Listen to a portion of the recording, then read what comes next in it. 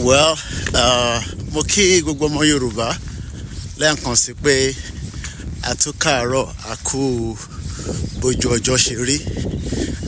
Ṣe rí gbogbo tí a fi ń sọ fúnra wa pé ká tètè ká ṣe gírí ká kúrò nínú oko ẹrú tí wọ́n ń pè ní Nàìjíríà.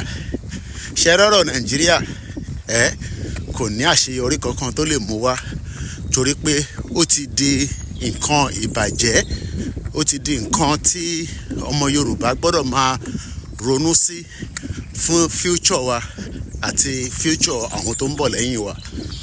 Lákọ̀ọ́kọ́, gbogbo nùgbò ilẹ̀ Yorùbá pátápátá ni àwọn Fúlàní terrorist ni wọ́n ti di ọba tí wọ́n ń ṣe ayé tó wù wọ́n nínú ẹ̀, tí kò dẹ̀ sẹ́nì kankan tó ní àǹfààní àti béèrè pé kí ni wọ́n ń ṣe ní bíbáyìí. Ìtẹ́yìn náà wá ń rí nísìnyí pé bàbá wa Olóyè Ìgbòho àti Professor Adébánjí Akíntóyè wọ́n ní kí ọmọ Yorùbá ká ṣe gírí ká kúrò nínú Nàìjíríà kí ìran Yorùbá lè ní ìlọsíwájú. Àmọ́ ọmọ Yorùbá ní òun ò fẹ́ bẹ́ẹ̀.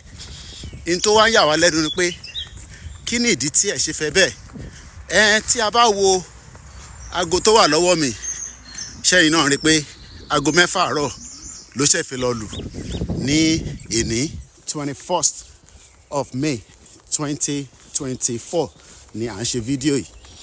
Now, lákọ̀ọ́kọ́, kí ló dé tí a ní ilẹ̀ tó pọ̀ tí ẹ̀rù á máa bà wá láti lè ṣe exercise, láti lè ṣe tán pè ní kéèyàn tẹ̀ rìn wọnú inú forest wa tí àyè ò ní máa já pé èèyàn kan máa jí ẹ gbé àbí èèyàn kan máa gbé wa kúrò lórí ilẹ̀ wa.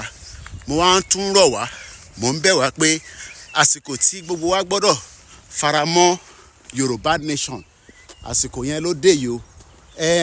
Kò sí nǹkan kan tó ń jẹ́ Nàìjíríà. Nàìjíríà ó ti expire láti 2014. Ẹ̀yin náà wo gbogbo bó ṣe green, ṣẹ̀rí bó ṣe beautiful. Ara ìdí táwa ṣe ń sọ pé a lè wà nínú country kan ní tó ń pè Nàìjíríà táyà wa máa já láti lè wọnú igbó wa, láti lè rìn bó ṣe wù wá ní wákàtí tó wù wá ní àsìkò tó wù wá. Yorùbá nation, no going back. Yorùbá nation for life.